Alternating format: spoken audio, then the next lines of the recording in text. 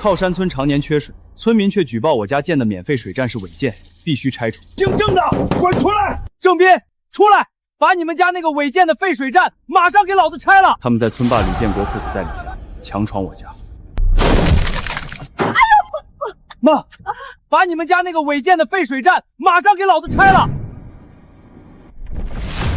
可他们没想到，水站拆除后，我家只是多出来一亩肥沃的风水宝地，而他们这群白眼狼，却将彻底陷入无水可用的困境，直到渴死，也休想得到一滴水。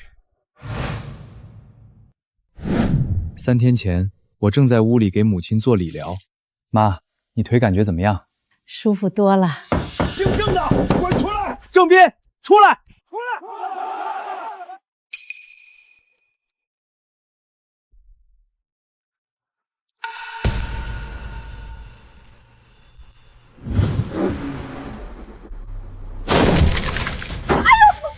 妈，赵大虎，你们干什么？郑斌，谁让你们磨磨蹭蹭的？我们今天是来拆你们家那个违建水站的。鑫，你说20年来给全村免费供水的是我？没错，你们家这个水站当初没有经过任何报建手续，也没验收。可因为它的存在，这么多年水利部门都没给村里审批新的供水系统，害大家伙喝的都是从你们家井里接出来的脏水啊！没错，老磊说的对。笑话，这座水站的水，你们在场所有人免费喝了20年，如今却来怪它是违建，骂它是脏水。爸，没想到你才去世1年不到，你当初好心建的这座利民水站，就被污蔑成这样。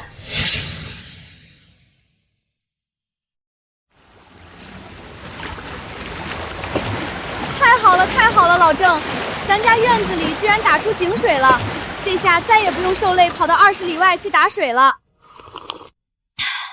爸，这水可真甜。儿子，快去取咱家存折来。爸，拿存折干啥？咱靠山村全村都缺水，咱家好不容易打出来了这口井，这是老祖宗保佑，是赐给咱全村的福气啊！爸准备用咱西头那块宅基地建一个水站，把井水引出去，让全村的乡亲都能喝上这甘甜的好水。爸，可西头那块地，您不是要用来种天麻的吗？顾不上这么多了，让全村的老少爷们都有水用，比咱家多挣点钱可重要多了。好，爸，我知道了。当初我爸自掏腰包把自家井水引出来，免费供给全村，没想到却成了村里人的眼中钉。郑斌，你愣着干什么？快说拆还是不拆？让我拆可以，但我想问一句，拆掉以后你们难道都不用喝水了吗？郑斌，这就不用你操心了。我们家李磊刚从水利学院科帮毕业，帮村里建个水厂就是顺手的事儿。可不，没错，别以为离了你们老郑家，这地球就不转了。就你们家这股脏水，以后求我们喝我们都不喝。脏水？你这话什么意思？大虎，你这孩子可不能空口无凭乱说呀！我胡说，去你的吧！赵大虎，你敢碰我妈？碰就碰了，怎么样？我告诉你，今天不拆掉你们家的违建水站，老子连屋顶都给你掀了。好，很好，你们不是要拆我家的利民水站吗？我今天偏不让你们拆了。这座水站这把锁都是我老郑家的私人财产，受法律保护。我看你们谁敢动一个。嘿，你小子玩横的是吧？我们这么多人还弄不过你一个。别！大虎，各位乡亲，我求求你们，看在小斌他爸这些年当村长，给村里干了那么多事的份上，你们千万别为难我们孤儿寡母啊！妈，你别跟他们服软，我就不信，难道这世上没有王法，没有法律了吗？任嫂子说的也是，前些年郑斌他爸当村长，可没少给村里办好事啊。乡亲们，你们啊，千万别被这老郑家给骗了。俗话说大奸四忠，你们想想，当初这郑利民为啥要自己掏钱给村里建水站呀？难不成他真是大慈大悲的活佛转世不成？没错，郑斌他爸当年建这座所谓的免费水站，不过是沽名钓誉，想要靠一点小恩小惠霸占村长的位置。说到底，他还不是一个为了一己私利，欺骗乡亲们的自私鬼。你说什么？你说我爸是自私鬼？怎么着？你爸敢做不敢让别人说是吗？你爸仗着给了这点小便宜，这些年当村长可没少给自己捞好处。别以为我不知道。你放屁！我爸连续20年是模范村长，一直都是把自己家的钱拿出来补贴村里，到你嘴里却成了自私自利的小人。就是，李磊，你这话说的有些过了。郑斌他爸还是干了不少好事的，像村里的路灯、健身设施、路面硬化，那都是出了大力的。是又怎么样？乡亲们，郑立民做这些表面功夫，可不就是为了得到村长的荣誉吗？你们怎么知道他有没有背地里用咱村中饱私囊？李磊，你再无凭无据污蔑诋毁我爸一个字，你信不信我让你牢底坐穿？说就说了，你能把我怎么样？在我眼里，你那个死鬼老爹就是个自私鬼，否则也不会那么短命。住手！都给我住手！是老马村长来了。马叔，您来的正好。我爸当初自费几十万给村里建水站，免费供水，可今天他们却要把水站拆了，还污蔑我爸清白。您来评评理。大家听我说，有什么事情大家好好说。如今和谐社会，都不许动手。好好说没问题啊，我们今天就是来好好说的。这郑家建的水站是违建，水质也有问题，我们大伙提议拆了它，重新建一座现代化的新水站。李建国，你说利民水站的水质有问题，这话你有证据吗？李磊，咱们现场证明给他看。好嘞，爸。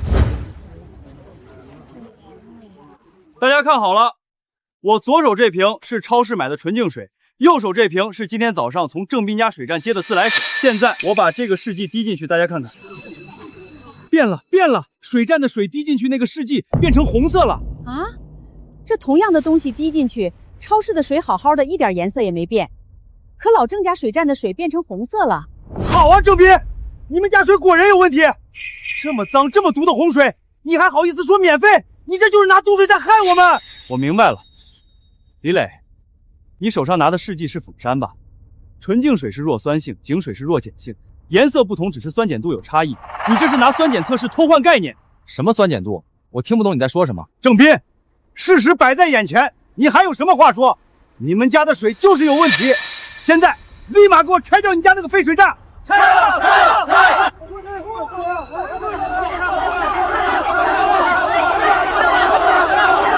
你们这群无知的人，被李建奇父子的障眼法蒙蔽，拿我家弱碱性的深山酒水当毒水，你们真是愚蠢至。郑斌，你别再狡辩了，这超市的纯净水可是我当着大家的面拧开的，你还想抵赖？姓郑的，怪不得我娘前段时间生病住院，我看就是喝了你们家供的脏水闹的，你要给我赔偿。小郑，既然这水已经证明了有问题，你就别嘴硬了，该拆就拆掉，该赔的你就赔点吧，毕竟大家一个村子的，抬头不见低头见啊。让我赔？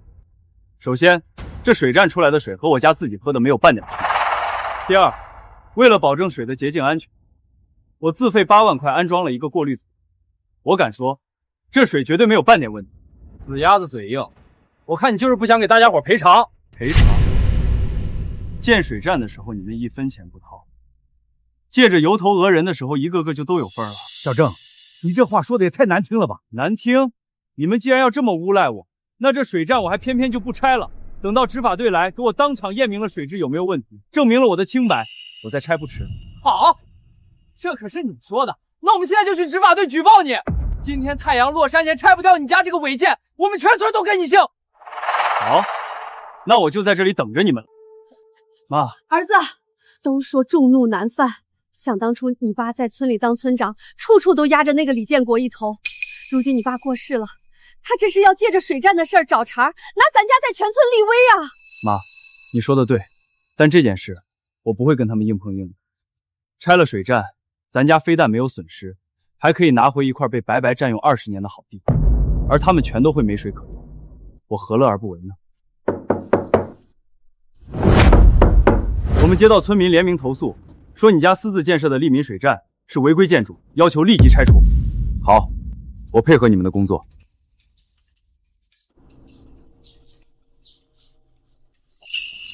我们查看了利民水站的建设记录，这确实是一座历史遗留的违建建筑，但是我们也查清了，利民水站从建设伊始没有向村民收过1分钱，属于公益性非盈利建筑，所以不予处罚，你只需要尽快拆除掉就可以了。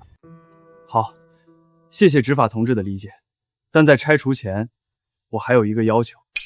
你有什么要求说出来看看，只要是合理的，我们会考虑满足。建水站的这亩地本来是我们家的一块宅基地，但是作为水站用地这么多年，我怕拆除以后有人会打他的主意，所以想请执法同志帮我出具一个情况说明，证明这块地的权属。这个没有问题，你这块地只是用途变为农村宅基地，权属没有发生变化。好，谢谢。快看啊，执法队的挖机开进来了，利民水站要拆了！哼，郑斌，你真的很硬气吗？怎么这么快就服软了？乡亲们，今天利民水站被拆除是你们大家联名举报的结果，我希望你们以后不要后悔，因为这世上是没有后悔药可卖的。哼，郑斌，你少在这危言耸听了，你信不信？你前脚拆了这口水站，我后脚立马建一个更新更先进的。好啊，李磊，既然你有这么大本事给全村建一个更好的免费水站，我先替乡亲们谢谢你。是啊，李磊，你可得说话算话呀。希望你说到做到，你少在这邀功装好人。我还就告诉你了，等新水站建成后，全村所有人都可以去接水，唯独你们家不行，听懂了吗？哈哈哈。好啊，反正我们家院子里流口井，够我们家自己用。不过今天在场支持拆我利民水站的，以后休想再从我郑斌手里拿到1桶水。是啊，听听，大家伙听听，这郑斌可真自私啊！还是李磊这孩子好，不愧是上过大学的，建国可真是给咱村培养了一个人才呀！等推倒了郑家的水站，全村用水的命脉都会掐在老子手，到时候建站用水的钱还不是出在你们身上，一个都别想。爸，孩儿不孝。今天在全村人的联名投诉下，您一砖一瓦亲手建成的这座利民水站就要被拆除了。咱们老郑家这些年给村里免费供水、装电、铺路，没做过一件对不起别人的事儿，咱问心无愧。相信您老在天有灵，一定会理解我今天的决定的。郑斌，你啰啰嗦对着你那死鬼老爹的牌位说啥呢？还不赶快让开，让挖机施工！就是，你之前还信誓旦旦说你们家水站没问题，没问题怎么就被执法队给拆了呢？我看你就是不见棺材不掉泪。不见棺材不掉泪，这句话还是送给你们在场的所有人吧，有你们哭的时候。哼，想让我们哭，你也配！哈哈哈哈哈哈！从今天开始，推倒了你们家的破水站，你们郑家在村里作威作福的屏障没了，你们家的日子只会越过越穷，越过越穷，那我们就拭目以待了。两位师傅，来抽根华子。郑老板，我们也是奉命行事，你别怪我们。怎么会呢？两位师傅，我是想跟你们说，等一下推倒水站之后，请你们帮我把这块地整个推平，包括旁边的那片小树林。这块地是属于村里的，还是您自己家的？您看，这是执法队给我出的证明，水站周围的1亩地都是我们家的宅基地。好，那就没问题了。只要活干得又快又好，我再单独给2位师傅每人加500。好，郑老板，您就放心吧，我们保证天黑前帮你把这块地平整好。好，谢谢。爸，您20年前就想种却没种成的高山天麻，即将在这块地上焕发生机。等到年底，这座被拆掉的水站会给咱家挣回20万的利润，狠狠打脸那些想看咱笑话的白眼。开工！等一下，老村长，你这是干什么？建国、李磊，这利民水站可是咱全村当下唯一的水站，你们确定推掉这座水站，能马上再建一座能用的吗？老村长，这事儿我跟小磊不是都跟大家伙说过了吗？能建，对，而且建成之后，除了郑斌，其他人用水一律免费。太好了，太好了，那我就放心了。来，开工！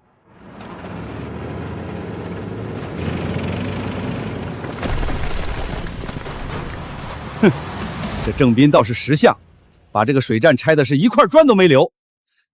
爸，郑家水站彻底没了，咱垄断供水发大财的机会终于要来了。嘘，别让那群泥腿子听到。喂，张老板，我上次跟您谈的那批高山天麻种苗还有现货吗？郑老板，种苗有货的。那您帮我安排一下，现在就送来我家，再请4个工人帮忙栽种一下，工钱我照付。好嘞，郑老板，我们马上出发送来。马上就要入夏，这是今年春足天麻的最后时机。我只花了平时1半的价钱，就买入了5000块钱的马。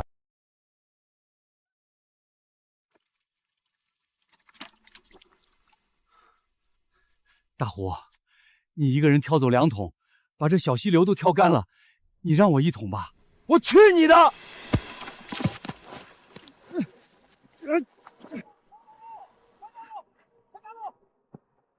干什么？都干什么？不要打架啊！老村长，这小溪才3天就被大家伙给挑干了，难不成咱村以后都要活活渴死啊？是啊，这么下去可不是个办法呀。俺家现在洗衣做饭都得省着用水，家里一个个嗓子都快冒烟了。老村长，建国不是说会帮咱创新水站吗？这怎么3天了，一点动静都没有？对，去找他，找他！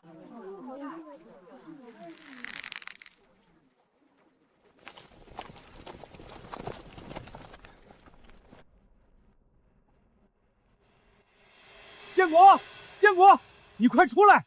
老村长，你们这是？建国，你那天不是说会帮咱村建新水站吗？大伙可都等着用水呢，你咋还不开工啊？这事儿我让小磊跟你们说，他是这方面的专家啊。老村长，我们是答应了新水站建成后会免费供水给大家，这点没错。可我们没有说建水站是免费的呀。你这话是什么意思？建水站没你们想的那么容易，首先得雇人勘探水源，不是？找到水源之再购买设备、砌墙建站，这一套流程下来，少说也得花个30-40万的。你们不能让我们父子俩出吧？是啊，老村长，我们家李磊可是水陆学院的高材生，让他给咱村建这个现代化的新水站，那可是1分钱工资都没收乡亲们的。只是让大家一起筹集一下建水站的成本，你们不会1分钱不出吧？这可是当初老郑家的水站从建站到供水全都是免费的啊！你这话说的，那老郑家的水能喝吗？啊，那天大家可都看到了，那水里面不一定加了什么不干净的红色杂质，长期喝身体会出大问题的。是啊，而且郑人民当初免费建水站，那是为了竞争村长。现在我们父子俩可是纯粹为了村里人能喝上一口好水，完全没有私心，那能比吗？那建国，你倒是帮大伙算算，你们建这个新水站，每家每户需要摊多少钱呢？这个嘛，我算过了，每家每户平均3000。多少？3000！建国，你们这不是狮子大开口吗？一户3000呀！咱村可都是靠天吃饭，种点庄稼强糊口，哪拿得出这么多钱？怎么？这可是给你们家家户户世世代代喝的干净水，花3000块钱买一辈子的方便，你们还觉得亏？你们要是1分钱不出，那这新水站我们也不管了，你们自己忍着渴吧。建国，那郑家的利民水站已经拆掉了，现在全村上上下下嗓子都快冒烟了，牲口都快渴死了，可都指着你和小磊呢，你们不能不管呀。那就得按我说的办法来，1分也不能少，要么交钱，要么渴死，你们自己选。爸，别跟他们废话了，我告诉你们，明天早上之前，每家每户都给我自觉交够3000块。交不齐的、不交的，以后新水站建成了，休想靠近水龙头一步，渴死也不管。钱，这不是要我的老命吗？我家去年种的玉米全旱死了，至今还欠着外债，哪凑得出这么多钱？是啊，建国，我一个月低保才几百块，上有老下有小，吃饭都成问题。这3000块比登天还难呀，能不能少点？少1分都不行，建水站的钱1分都不能省，你们自己想办法，别来跟我讨价还价。那一夜，整个村子陷入一片争吵和谩骂声之中。李建国父子的狮子大开口，像一块石头砸在了本就贫困的村民心上。很多经济条件不好的人家，为了这3000块的建壮费，夫妻吵，父子闹，吵得不可开交。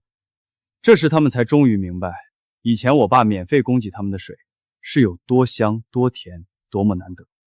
可惜这世界上没有后悔药。他们亲手毁掉了自己的好日子。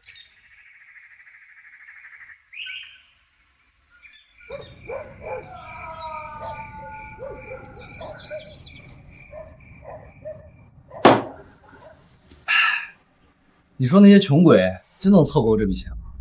我看他们一个个哭天抢地的，估计连1000块都拿不出来。放心，人只要活着1天，就离不开水。他们现在已经断水3天了，再渴下去，别说3000，就是5000、1万，他们也得想办法凑出来。等着瞧吧，明天早上他们就得乖乖排队上门，求着我们收钱。第二天一大早，李建国父子的计划果然还是得逞了。小磊，这是我家凑的3000块，你点点。知道了，下一个。建国，我们把钱交了，你可得保证这钱真的都用在建水站上，而且能尽快建好，让大伙都用上水呀！老村长，你烦不烦呀？昨天都说过多少遍了，我们父子俩说话算话，只要钱收齐了，立马就开工建水站，保证让你们很快用上水。再絮絮叨叨的，我就不管这事儿了。建国叔，小磊哥，我没凑够3000块，能不能宽限我几天，或者少交一点？我实在是拿不出来呀。拿不出来？别人都能凑出来，就你拿不出来。我看你就是不想交，想白喝水吧？不是的，小磊哥，我是真的拿不出来。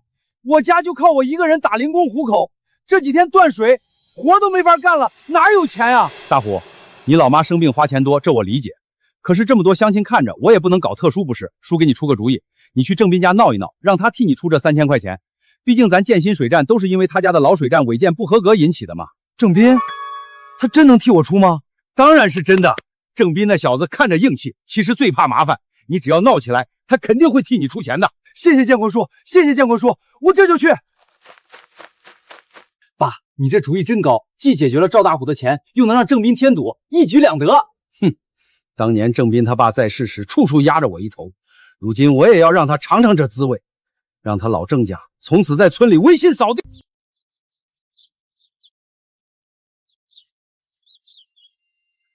郑斌，你给我出来！赵大虎，你又来干什么？上次你踹门撞倒我妈，我还没找你算账呢。郑斌，我今天来是管你要3000块钱的新水站集资款的。管我要集资款？赵大虎，你是不是脑子进水了？建新水站是你们的事儿，跟我半毛钱关系没有。我家有自己的水井，不靠你们的新水站喝水，凭什么替你出钱？凭什么？就凭建新水站，是因为你家的老水站不合格，是违建。要不是你家的水站被拆了，我们也不用花这么多钱建新水站，也不用受断水的罪。这钱你必须替我出。凭什么？我家的水站是用我爸的血汗钱建的，免费给你们供水20年，没要过你们1分钱。你们被李建国父子煽动，强拆了我家的水站，我没跟你们要这20年的水费就不错了，还想让我替你出钱，门都没有！郑斌，你别给脸不要脸！今天你要是不替我出这3000块钱，我就不走了，就在你家闹，让你不得安生。当初是你跟着李建国父子带头拆我家的水站，带头辱骂我和我妈，现在遇上困难又来找我，你觉得我会帮你吗？你要是再不走，我就报警告你寻衅滋事，咱们新账旧账一起算。我不信你敢报警！喂，执法队吗？郑斌，你给我等着！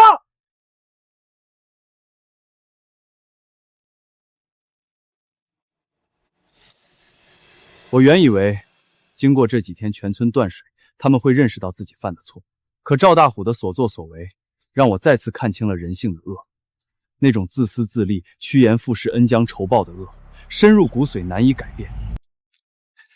建国叔，小磊哥，我没办成，郑斌那小子根本不肯出钱，还把我骂了一顿，让我滚。废物，连这么点小事都办不好，你怎么不闹得凶一点？我闹了，我还朝他家扔了砖头，可郑斌那小子太硬气了，根本不怕我，还说要报警抓我，我实在是没办法了。哎，大虎，不是我们不宽限你，只是这集资款大家都交了，就你没交，传出去也不好听啊。我知道，建国叔，我真的很想交，可我实在是拿不出来啊，求你们再帮帮我吧。算了，大虎，你这3000块钱，这次叔替你垫上了，只要你以后别忘了叔对你的关照就好。谢谢建国叔，我以后一定听你们的话，你们让我干什么我就干什么。好，起来吧，以后你就是我们的人了，好好干，少不了你的好处。我知道了，小磊哥，我一定好好干。几位兄弟，你们可来了，辛苦辛苦，快请。太好了，勘探队来了，终于可以找到水源建新水站了。是啊，这下我们再也不用愁没水喝了。感谢建国和小磊，感谢勘探队的师傅们。师傅们辛苦你们了，我们全村人盼星星盼月亮都在盼着你们来呀。冷队长，来，请。李叔，你们村这路太难走了，要不是看在李磊面子上，我们是真不想来。都听着了没？人家冷队长肯来咱靠山村，大家都过来敬一杯。儿子，你说他们真的能找到水源，建好新水站吗？妈，20年了，如果找水的事儿真有这么简单，咱村早就不缺水了。这些年，也有人动过自己打井和从外村引水的念头，但最终没有一个成功的。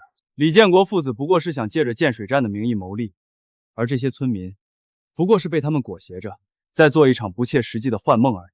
这场梦迟早会醒。这里也没有。队长，这是怎么回事啊？怎么勘探了一天都没有找到水源？你急什么？人冷队长说过了，既然咱村以前打出过井，见过水战，就一定有希望的。冷队长，您休息休息。继续往村口的方向再探一探。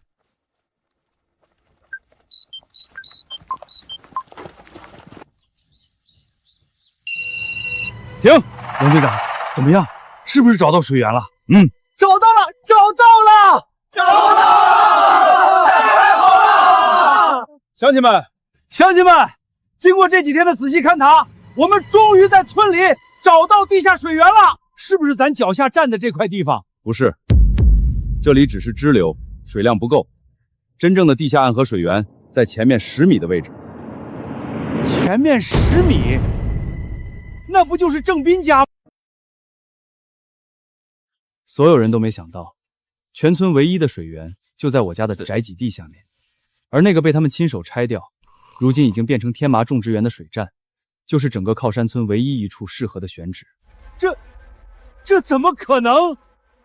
冷队长，您会不会是搞错了？我们村这么大面积，唯一的一处水源怎么会在郑斌家里？李磊，你这是质疑我的专业吗？经过详细反复勘探，你们村唯一的水源就是在前面的郑家小院地下。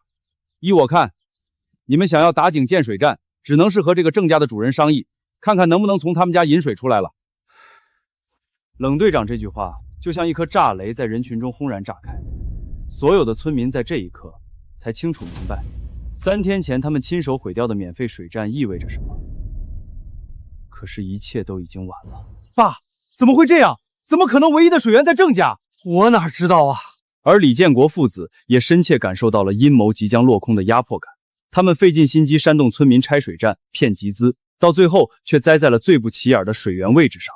建国，郑家的水站是你带着我们亲手推倒铲平的，现在怎么办？全村人都快渴死了，你必须要负责到底呀！郑斌，你给我听着，现在全村唯一的水源在你家，你必须把水重新接出来，给全村人供水，否则我们跟你没完。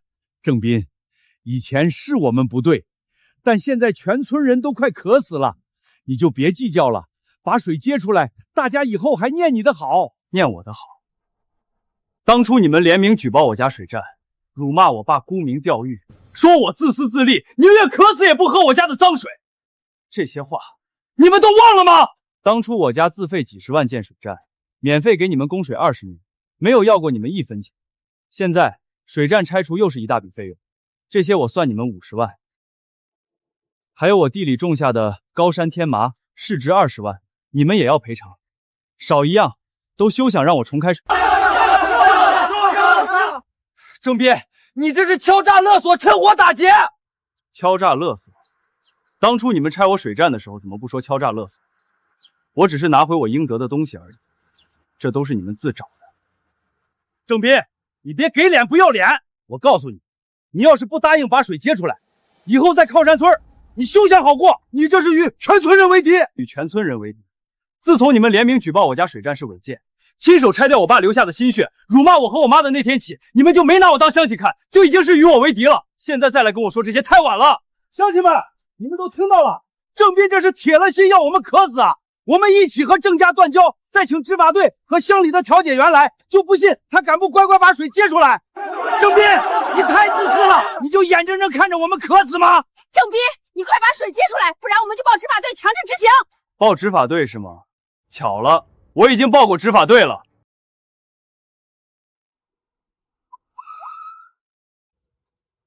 郑斌，你完了，执法队来了，看人家怎么收拾你。都安静！执法员，你可一定要为乡亲们做主，好好惩罚一下郑斌这个刁民啊！谁说我们是来处罚郑斌的？什么？不是来罚他的？水源在郑家的宅基地内，郑斌的做法才是合法。如今你们双方只能友好协商解决。如果你们继续在这里聚众造势，辱骂他人，我们就依法逮捕。郑先生，你放心，我们会保护你的合法权益。以后他们再敢来闹事儿，你直接报警。谢谢执法同志秉公执法。爸，怎么办？走。李建国、李磊，你们蛊惑村民的把戏就快玩到头了。识相的最好别再来招惹我。可死我了！要是当初不拆郑斌家的水战，也不至于落到今天这个地步啊！是啊，都怪李建国父子骗我们拆水战，还骗我们交集资款。现在倒好，水没喝到，钱也没了，人也快渴死了。爸，还是你厉害，提前囤了这么多水，这下我们可发大财了。全村只有咱这一个商店，由不得他们不买，这钱不挣白不挣。小磊，给我来一瓶矿泉水，我实在是渴得不行了。10块钱一瓶，概不还价。10块？你这水怎么比金子还贵啊？太贵了，太贵了！你们这不是抢钱吗？还有没有天理？好了，最近天热，水涨价了很正常。看在大家都是乡里乡亲的，一瓶8块，爱买不买，我这儿也没多少了。爸，这今天一天进账2000多啊！别得意忘形了，要是这水站再建不起来，咱爷俩都得跑路了。你让赵大虎带着人再去郑斌家闹一闹，让他赶紧把水源让出来。好嘞，爸，我这就去安排。郑斌，缩头乌龟，滚出来！郑斌，识相的就赶紧出来，不然我们就硬闯进去，把你家砸个稀巴烂。郑斌，建国叔昨天跟你说的重建水站的事儿，你到底答不答应？不答应。想让我重建水站，条件我已经说得很清楚了，70万成本费1分都不能少。70万，我给你70个拳头。往这儿看，你今天敢动我一根指头，明天我让你牢底坐穿。虎哥，有监控，真的会蹲进坝梨子的。你等着，这事儿没完。儿子，你没事吧？放心，妈，我提前装了监控的，要是他们敢乱来，马上可以报警抓他们。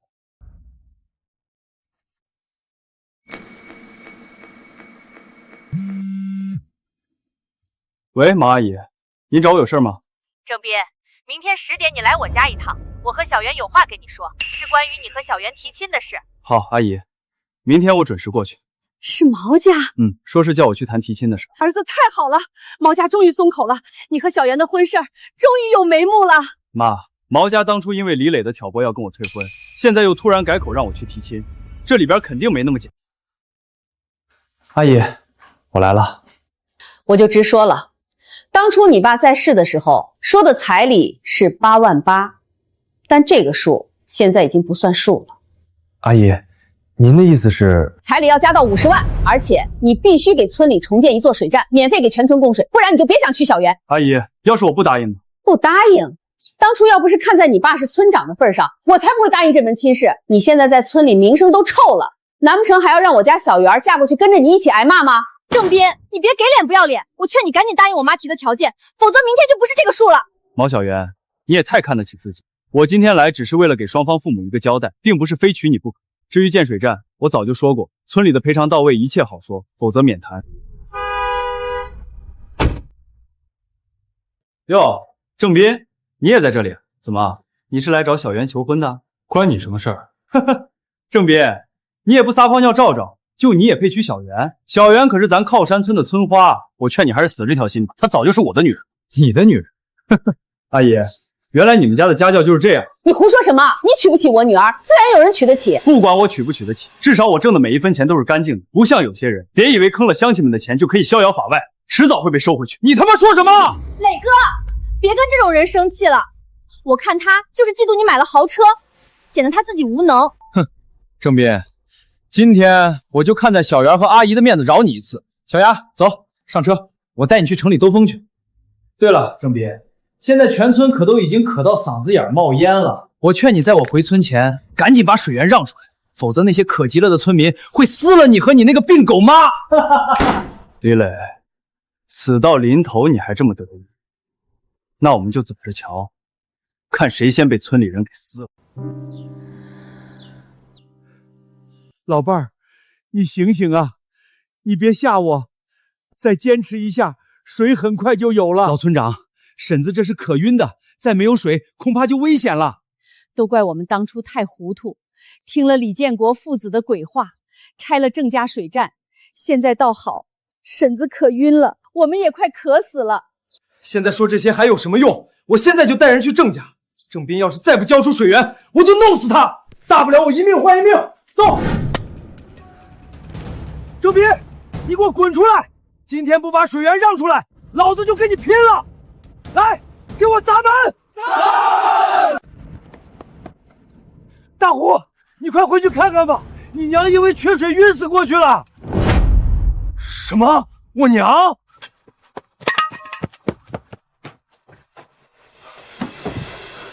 娘，你醒醒啊！娘。大虎啊，你不能再一错再错了。害咱们全村没水喝的不是人家郑斌，而是李建国和李磊。你千万不要再去郑斌家闹事了，你越闹就越解不开这个疙瘩了。娘，我知道了，我不该听李建国和李磊的话，不该去闹郑斌家，不该拆水站。娘，你醒醒！啊！李建国这个王八蛋，都是他害的我娘！走，找他算账去！李建国退钱！李建国退钱！老村长，大虎兄弟，你们这是干什么？李建国，当初是你怂恿我们拆掉了郑家的利民水厂，也是你和你儿子李磊承诺可以建成新水厂的。你现在要么找郑斌解决水源，要么就把我们大伙的集资款给退回来。退钱？不可能！集资款都用来请勘探队了，早就花光了，1分都没得退。你说什么？我说新水站建不成的责任都在你们，我让你们去郑斌家闹，去给郑斌施压，你们一个个畏畏缩缩，不敢动手。现在水站建不起来，能怪我吗？要怪就怪你们自己太没用。李建国，你放屁！是你和李磊保证说可以建成新水站，我们才相信你的。现在就想甩锅给我们？李建国，我看你就是个骗子。现在你不但不负责，还要我们买你超市里的天价瓶装水，你的良心都让狗吃了。退钱，必须退钱，否则我们没水喝，你也别想好过。对，不能放过他，砸了他的超市。你们这群刁民想干什么？大虎兄弟，我劝你千万不要冲动啊！既然你不肯退钱，我们就把你的小超市搬空了，先拿你家的瓶装水喝。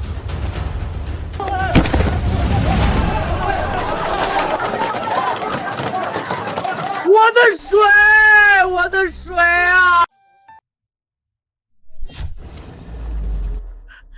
儿子，他们这是又来找咱闹事儿了。妈，你待在这儿别出来，我倒要看看他们光天化日、朗朗乾坤下想干什么。你们想干什么？今天要是再敢骚扰我家，我立马报警。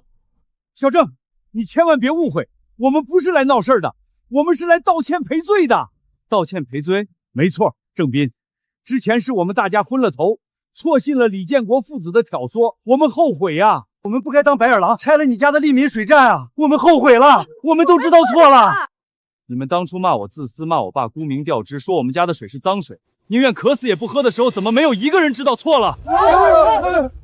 郑斌，我把李建国这个王八蛋给你带来了，要打要骂都听你的。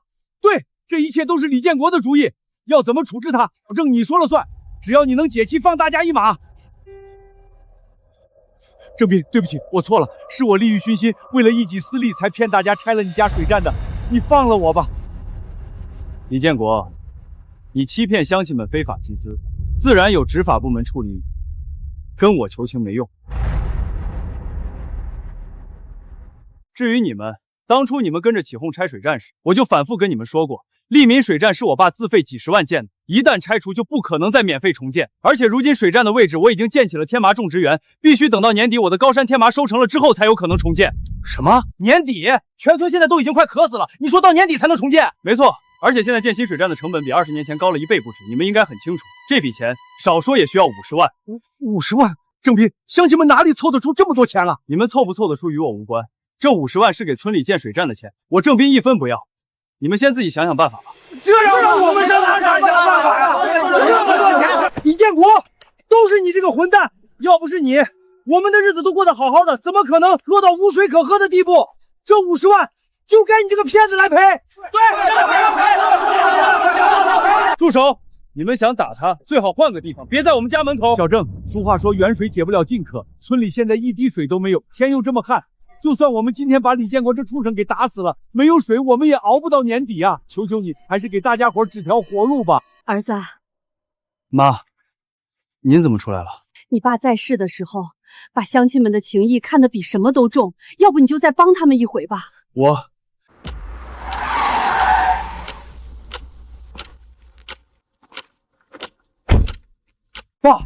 这是怎么回事？是谁打的我爸？赵大虎，你说是谁打的我爸？就是老子我打的。什么？反了你了！我呸！李磊，你们父子俩就是这靠山村最大的骗子和蛀虫。从今天起，我赵大虎不当你们的狗腿子了。小磊，你快走，别管我。这些泥腿子要找我们拿回集资款，你再不走就来不及了。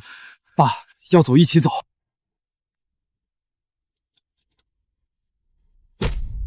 我看你们谁敢过来，老子手上的棍子可不认人。磊哥，快上车走啊！乡亲们，他李磊这辆车那可是拿咱们大伙的血汗钱买的，不能让他开走啊！把他的车给他掀翻了！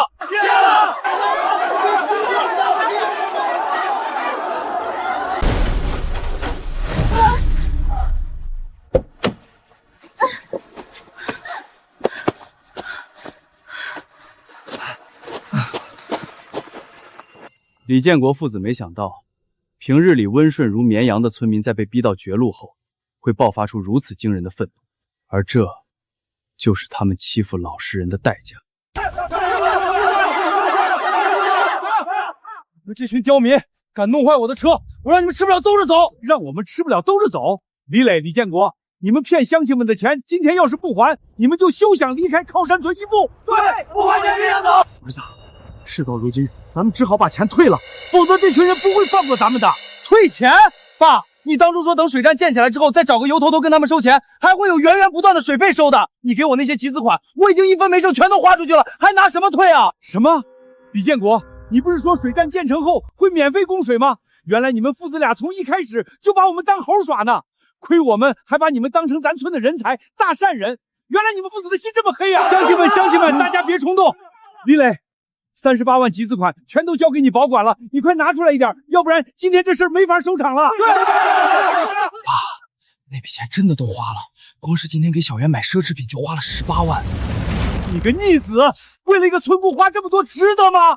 哎，建国叔，你怎么说话呢？什么叫村姑啊？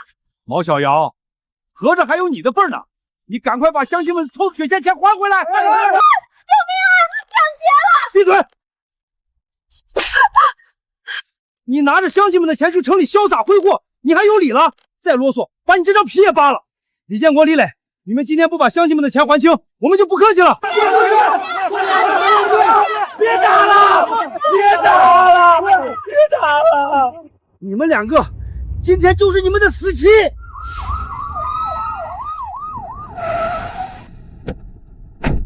都住手！执法同志，您终于来了，快救救我们！这群刁民这是想要我的命啊！执法队的人到了，看你们这群刁民还敢不敢跟我作对？执法队难道是来帮李建国他们的？唉，李建国他们家有钱有势，搞不好咱们这次真的要惹上大麻烦了。爸，执法队来了，你还坐在地上干什么？快起来，把刚才打你的刁民全送去坐牢！执法同志，谢谢你们，谢谢你们来救我啊！李建国，我们不是来救你，是来抓你的。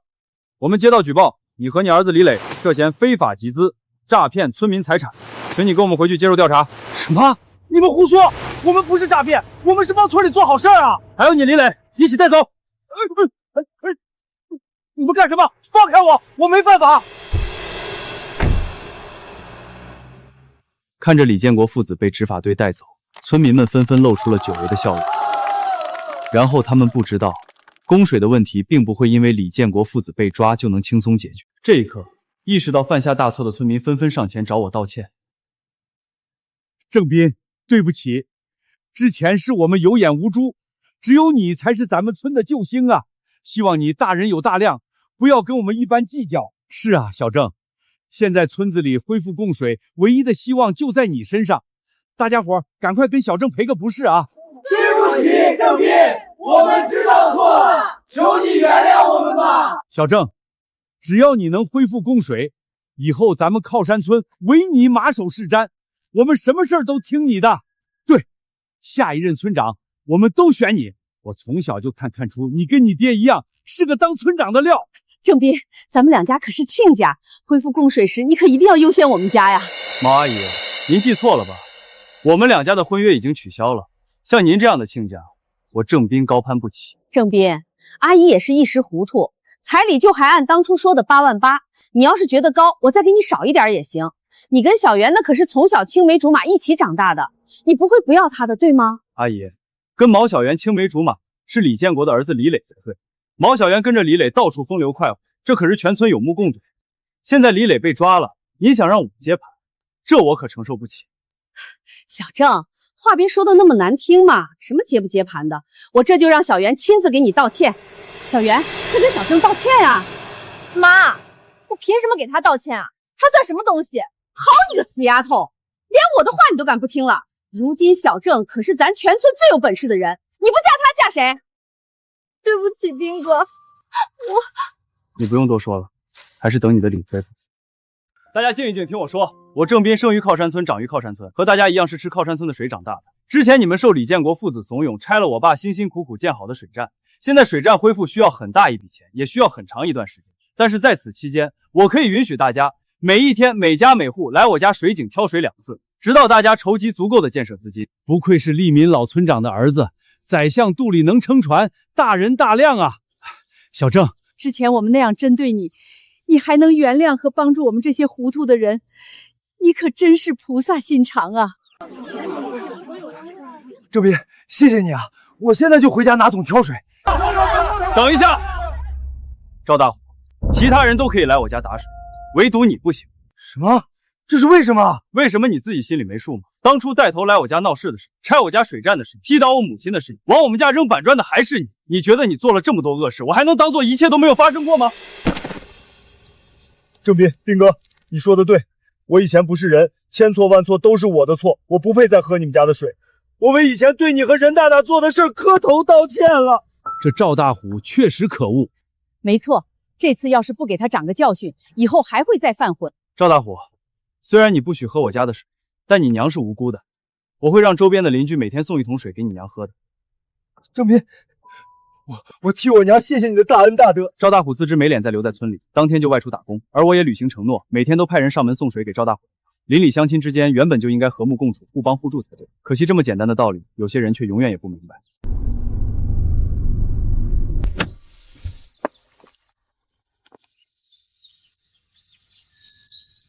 下午3点，农大派来的专家来到了我的天麻种植园。您好，我叫郑斌，是天麻种植园的负责人。您好，我叫陈冰心，是农业大学的副教授。在陈教授的帮助下，我的天麻种植园运行的有条不紊，成功克服了病虫害与菌群培养2大难题，正在向年底的大丰收冲刺。郑斌，你有考虑过在你们村引入一套现代化灌溉系统吗？你们村的有机农作物种植面积不小，但是灌溉问题似乎一直没有得到解决。陈教授，您说的这个问题，正是我最近一直在思考的。如果能彻底解决灌溉与水利问题，明年我们村的高产作物种植面积还能再扩大10倍，到时候就能带动全村一起发家致富了。这是我画的灌溉系统设计图，您帮忙看看。没想到你已经做了这么详细的规划。你放心，资金方面我可以帮你申请农业扶持资金，尽快推动这件事。太好了，我们这就去把这个好消息告诉乡亲们。快看，那不是李磊吗？他怎么被放回来了？怎么没看见李建国啊？这位也是咱们村的村民吗？嗯。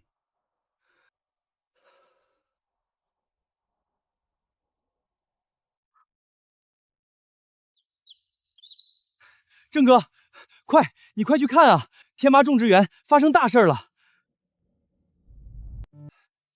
郑斌，你来了。村长，出什么事了？好事儿，大好事儿啊！你看，咱们种植园里的天麻开始开花结籽了。太好了，太好了！爸，你看到了吗？咱们的这块风水宝地终于种出天麻了。咱们家以及咱们靠山村终于要摆脱穷根，发财致富了。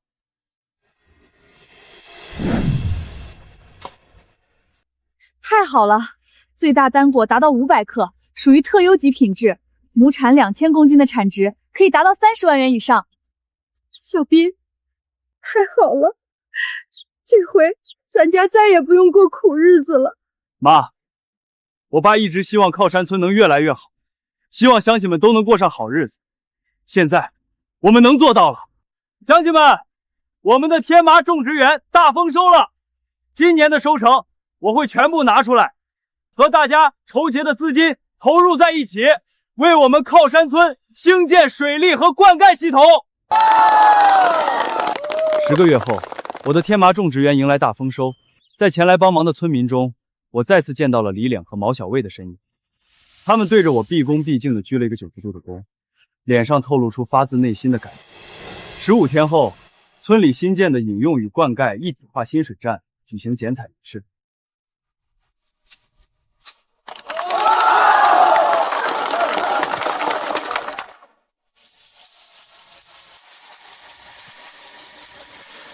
刑晚释放的李建国跪在新水站的水龙头前，贪婪地喝了一口又一口。这一刻，他应该已经明白，本分做人，勤劳致富，才是走向好日子的唯一途径。靠山村的乡亲们也在这一刻彻底明白了那句真理：吃水不忘挖井人。而我和冰心并没有停下前进的步伐，一起向着更美好的新生活迈进。